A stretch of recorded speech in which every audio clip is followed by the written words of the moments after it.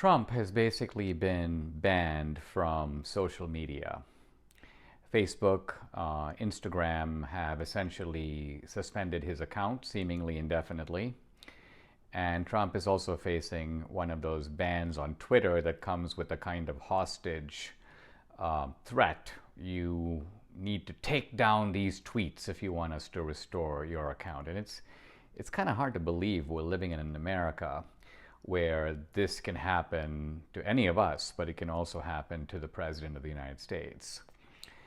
Leave aside the double standard or hypocrisy that Twitter allows foreign leaders like the supreme mullah of Iran to have his page and pretty much say whatever he wants. And yet they are censoring the President of the United States. Leave aside the idea that this kind of censorship of a man who represents and just got 75 million votes, literally half the country placed their hopes in him. And Twitter, in silencing him, is also silencing them because their affection for him is based on the idea that he represents their hopes and their convictions. We have a society based on free speech. Our institutions depend on it. You couldn't have academic institutions without free speech. You couldn't have legal institutions like a court proceeding without adversary arguments being introduced on both sides. Scientific inquiry depends upon freedom of expression. And this idea that speech must be suppressed to prevent some social evil is really the way that authoritarian and totalitarian societies think. Free speech, they think, is not a means to truth.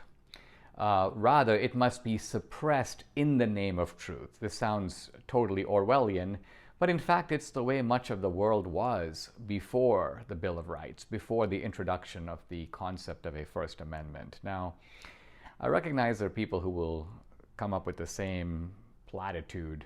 These are private companies, Dinesh. We can't tell them what to do. True, this is maybe the public space and the public forum, but nevertheless, they have a right to ban whoever they want. First of all, that's simply not true. Radio stations are private companies, but they don't have the right to do whatever they want. They're in fact regulated by the Federal Communications System. The same applies to television.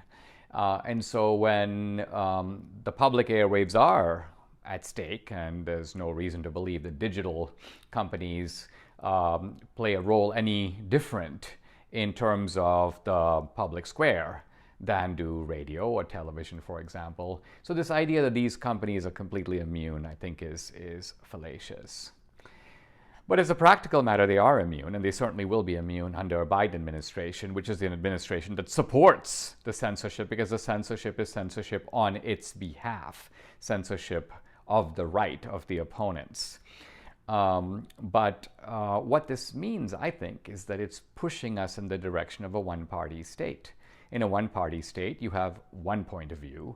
There is diversity, but the only diversity is within that point of view, and genuinely opposing opinions are outlawed. I think a first step for Trump, and it's an essential step, this is no longer optional, is for Trump to flee, you may say, to alternative social media. Rumble videos and Parler as the new Twitter. This would alter the whole structure of digital media, and it would change the name of the game.